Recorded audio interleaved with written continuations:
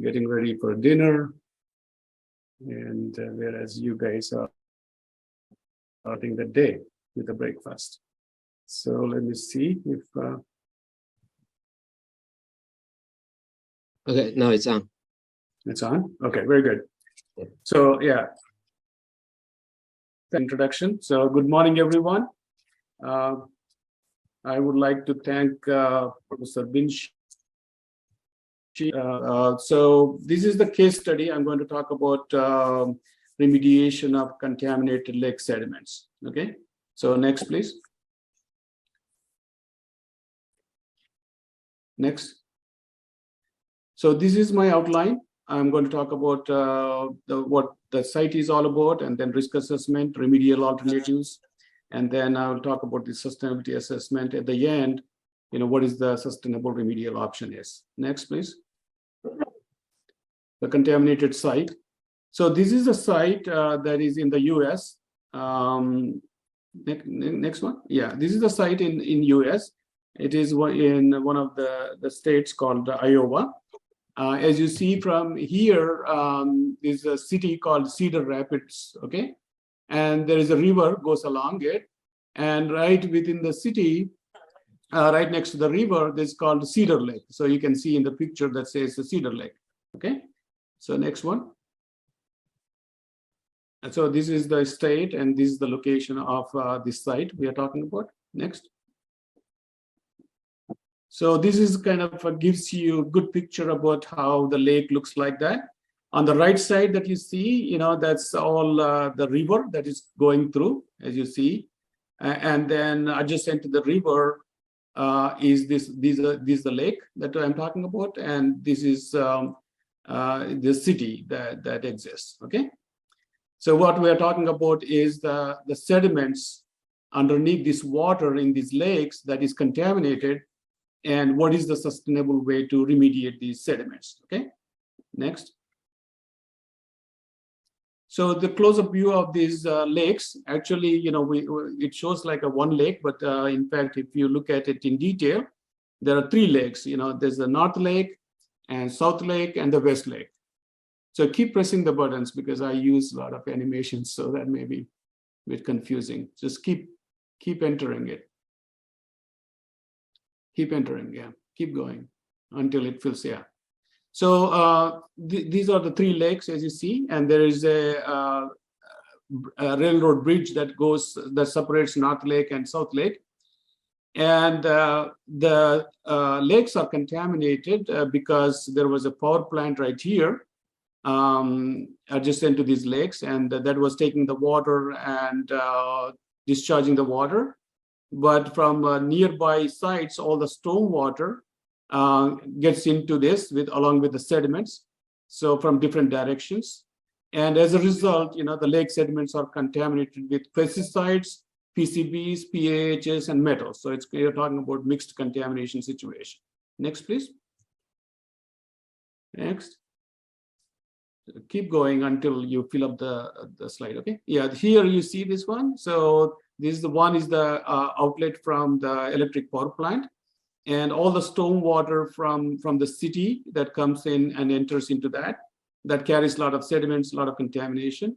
From the other side also, you can see a lot of that contaminated storm water comes in there and then gets deposited into the lake. Even though there are some efforts recently, they try to divert some of the storm water not to get contaminated and send it to the river directly. Next. Next, please. Yeah. So yeah. So just like geological information. Basically, this is a cutoff meander to the river. So that's why you have a lot of these lacustric deposits, silts, and clays. And because of that sediment that is coming with the storm water, you see, some of these sand and gravel deposits at the edges. Next. Next, please. Now go back. The next. Now go back to the previous one. One more. Go back. Go back one side, please. Yeah. So this is what they are proposing. Basically, the idea is, this is within the city, and they want to convert this one as a recreational facility. So they want to have a nice bridge instead of that old bridge. They want to take it away, and they want to have a lot of recreational activities, boating and swimming, all kinds of things like that, that public can use it. But the problem is, you cannot have this kind of a park. People cannot use it because of the contamination. So that's why, you need to clean up these sediments. Then only you can use this site for this community use. Okay, next. Skip this one. Next. So the risk assessment. Next. So what you have to do is, you have a contamination, right? So how is that dangerous to public and the environment? So that's called risk assessment. In the US, you can do the risk assessment two ways. You can, do the site-specific risk assessment, and other option, kind of a simple option, is to compare your concentrations with the allowable concentrations that are established by the regulations. So in this case, based on some considerations, which regulations are going to be applicable for this site. So we know set of the concentrations that you need to look at from risk point of view. Those are called risk-based levels. Next. So next. So here is the information. So on the left side, if you look at it, 1994, they did the sampling of the sediments, and they determined the concentrations of the metals and organics and all those things. But as you see here, the pink or red, those blocks that you see, those are the locations where the concentrations were exceeding the allowable limits. Allowable limits are based on the risk. So almost, throughout the lakes, you see the concentrations increasing. But then, nothing happened at the site in 2017 when this proposal to convert into a recreational facility came into full action.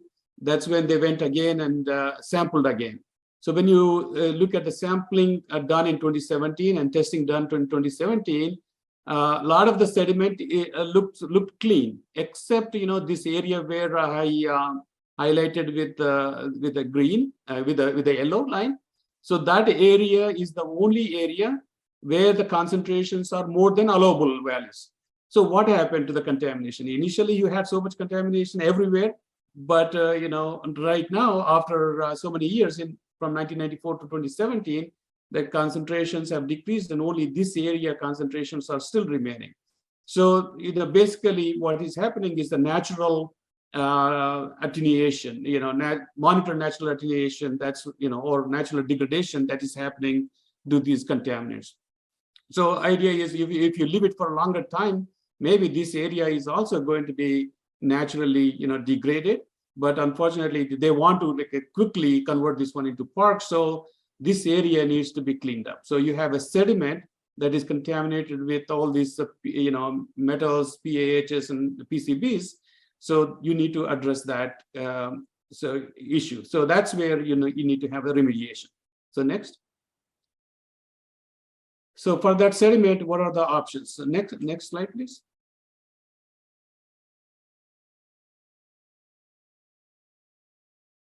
So what are the remedial alternatives? So for the remediation of these sediments, so these are the options. If you look at if you have an idea about all the different technologies, many technologies you cannot use it for the sediments. So like what the technology that you have for soils, you cannot use many of them for soil for sediments. So these are the technologies that have been found to be suitable to apply for this site specific case. So as I said, monitor natural attenuation would be a good one, but there's not much time for allowing the contamination to degrade slowly. And dredging and disposal is kind of a more common technique. So you dig it out and take it out and put it in a landfill. Even though you do that one, but that's not a kind of remediation, just transferring the problem to different location. And this other one is called conventional capping and modified capping. So you basically put a cap on the top of the sediment under the water to prevent the contamination from the sediment coming into the overlying water. So next, please. Next, yeah. So this the conventional capping is like this. Basically, you have a contaminated sediment at the bottom, So you put layers of sand and then layers of stone, and then you put on the top riprap. So the different layers, you put it in there. So that will not allow, turbulence, disturbance of sediment, and then also the contamination spreading into the water. This modified capping is different. So here we put a reactive core mat, basically like a GCL, but you have a reactive material inside. So you place that one on the top of the sediment, and then you have a sand and riprap. So here, basically as the contamination coming into the water lying above it, when it passes through this reactive core mat, depending upon what kind of reactive material that you have used, so you have reactions taking place. So actually you're having a remediation. So in the first case, it's only containment, whereas in the second case, you have a containment as well as remediation. And second one is a lot easier because you're coming and rolling off this mat and then putting a thin layers of this sand and riprap compared to the conventional capping. So next one. Next slide, please. Keep going until it fills up. Okay, so here is, if you want to go with all these options, what are the things that are involved? So you need to have an idea. Monitor natural attribution involves only sampling and testing on all those things. And the dredging, what does it involve? So you need to have 5 feet of excavation at the area. And then that needs to be disposed in a hazardous waste or non-hazardous waste landfill, depending upon what you do with the sediments. The conventional capping, the materials and the transportation, all that involved in that. And the modified capping, what is the thick materials, what are the transportation that is involved in this? So you really, okay, if I want to go with one option, what are the things that I need to be worried about? So you need to think about all those things for each of the options. Now you have these options, which one to use, right? So obviously, monitor natural attenuation is not not the one which you want to use because of the urgency to use the site. But you have a dredging, conventional capping, and modified capping. Which one we should use? So that's the kind of question. A lot of times it becomes an issue of cost or the preference. But these days, what we are doing is decisions are being made based on the sustainability. So next one. So can we do some sustainability assessment? Look at, among these remedial alternatives, which one is more sustainable? Next one. So for sustainability, everybody knows about this triple bottom line assessment. So you need to look at environmental impacts, economic impact, and social impacts, and then see which remediation technology is more sustainable. Okay, next. So so environmental sustainability is, the first thing, and a lot of people know how to do this one. This is kind of a well-established methodologies, something called life cycle assessment. Or there are some specialized tools that can be, for example, site-wise, that can be used to assess the sustainability of remedial systems. So this is a standard methodology that you can follow to look at the broader environmental impacts. Okay, next. So if I follow this methodology and if I look at those options, so these are the impacts that I will get. So on the x-axis that you see, those are all the broader environmental impacts. So ozone depletion, global warming is basically carbon footprint, right? So a lot of times people just calculate only carbon footprint, but when you do the life cycle assessment, you can get all these different impacts. And you're normalizing with respect to the highest value, and it kind of easier to compare, right? So for example, in the global warming, if you look at it here, so the first one is M&A. M&A, you cannot even see anything because it's it doesn't involve any kind of materials or activities except sampling and testing. And the dredging is the first one, and then conventional capping is the second one, and third one is the modified capping. So you can see the impacts from the global warming point of view. Dredging comes out better, but there are a lot of details that you need to look into this one, because when you dredge it, but when you want to put the capping also, you have to take out the materials, you have to readjust the elevations of the sediments. So there are a lot of other things, site preparation things that are involved in it. So and if you look at all these results, you see that you don't see consistently one method is better than the other methods, right? So you see conventional capping comes out to be worse than this dredging or modified capping. So at the top is kind of a one impact method, and you can do this impact analysis, by different methods. So I'm just showing you these two methods, Tracy and Bees.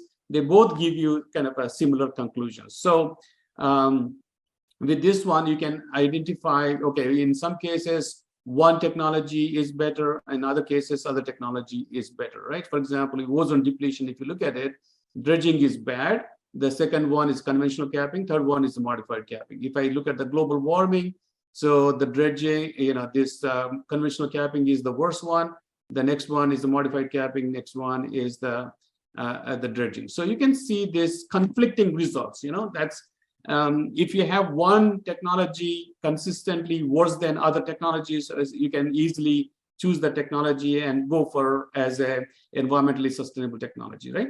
Okay, next one. So in these assessments, what is important is the transportation. So you have a lot of materials that you need to bring in or transport from the site, and the transportation causes a lot of environmental impact. So we did kind of a sensitivity analysis. So we looked at the site and where the materials are available. And if I look at the actual transportation distance, I get the results that I've shown on the top. But if I want to look at sensitivity to the transportation distance, let's say all the materials are available within 5 kilometer distance. So if I do that one, I get the results at the you get kind of similar results because the distances are not that much in this case, because the location is within the city, right? Most of the materials are available close by. But if you are talking about remediation at some other location, the materials have to be transported from very far away, then that transportation impacts will be much more significant. Okay, the next. So yeah, here you can compare with the conventional capping versus modified capping. And so modified capping comes out to be much better if you just doing the comparison between these two. Next. So then you have to look at the cost, right? Economic sustainability. So you have to look at how much is the direct cost. And then you have to calculate indirect costs and benefits.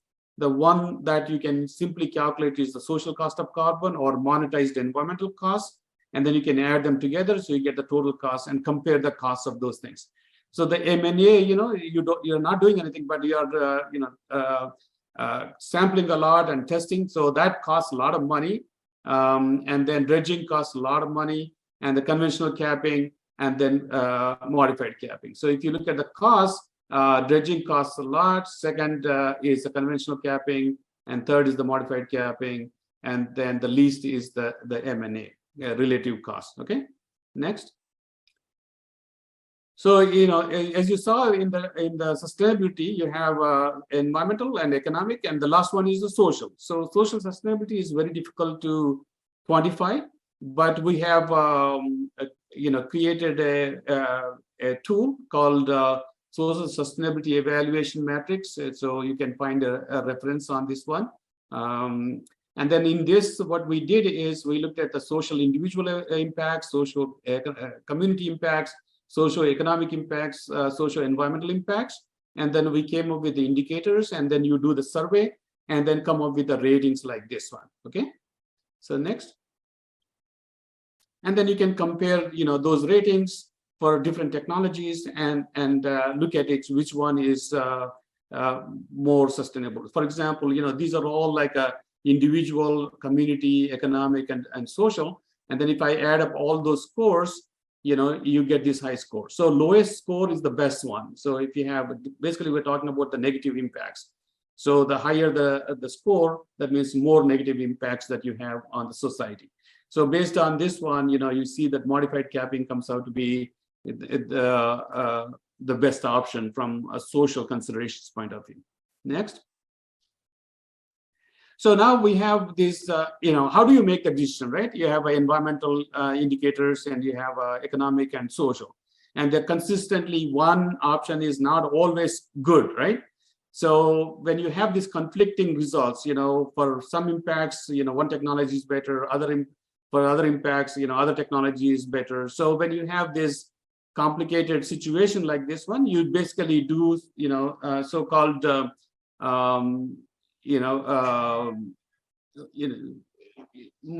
these integrated technologies. How do you integrate these? So we have created a framework by which it's basically multi-criteria decision analysis, so that people use a lot. So you have environmental indicator, economic indicators, and then you have a criteria, environmental, economic, and social. You have a requirements, environmental and economic, social. If you follow this framework, at the end, considering all of them, even consider some weighing factors if you need, and then you get a sustainability index. So integrating all of them and coming up with one number, sustainability index.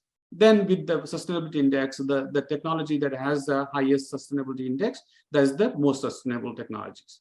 Okay, next. Next, please. So here, these are the results that we got. For example, I look at environmental, economic, and social. They are all equally important.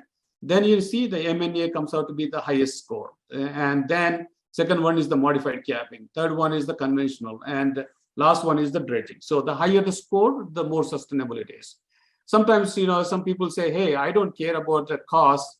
I want to consider the public good, right? Social. If I give high weightage to the social and then economic and environmental lower, then again, you can see that modified capping comes out to be the better. So you can do this sensitivity analysis and find out in a given situation.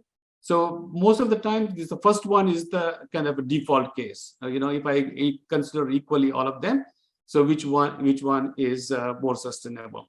So M&A, as I said, even though it shows up as a more sustainable, but this is not a technology that not an option because the time constraint. So basically, you have to use between this modified capping or the conventional capping. But people didn't. So from social point of view, they wanted to consider obviously the dredging is the lowest option. Even if you consider the social aspects, the modified capping comes out to be the better option, looking at the societal impacts. So this is how you can consider all these things, and then decide which technology is more sustainable. Next, please. Next. Next slide.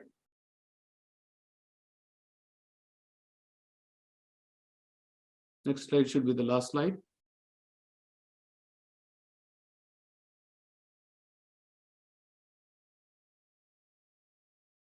Hello?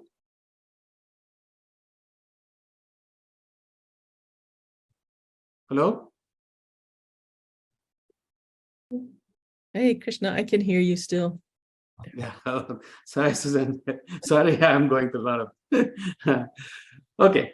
So the whole idea of my presentation is to introduce you to this life cycle sustainability assessment framework that considers the environmental, economic, and social aspects. In geoenvironmental engineering, one of the topics that we deal with is the contaminated site remediation. And this applying this kind of a framework is becoming very important in the final selection of the remedial technology. So as I said, environmental sustainability assessment is easy to perform. It's kind of a more established. You can use the tools like LCA, SAFER, and SiteWise. And overall sustainability, it could be a function of weighing factors. That is a little bit challenging. But that's where you need to get involved. The stakeholders' preferences, and so based on if you just go with these protocols, so like these frameworks, so you may come up with one technology better than other ones. But for example, in this case, M&A is turned out to be a better choice. But however, you have to look at project-specific constraints. So final selection depends upon the stakeholders' performance and the project-specific requirements. So as I said, like M&A would have been better, but it's not the preferred choice because of the lack of time. And dredging and disposal, should we use that one? Or modified capping is the best option to use it. So in this situation, at least the modified capping would have been preferred. but generally public don't want to have feeling of having the contamination within the lake, even though it may not be posing the risk. So their choice at the end may be the dredging and disposal. So we have to look at those project-specific considerations in the final selection of the remedy, even though we have this methodology that we can calculate. The reality at the end would be based on many other non-technical factors. So with that one, next slide, please. So, sorry for all the confusion and technical difficulties. If you have any questions, I will be able to answer through email. I know we don't have time for questions, so I will appreciate sending me emails. I will be happy to share some of the publications that we wrote based on this work.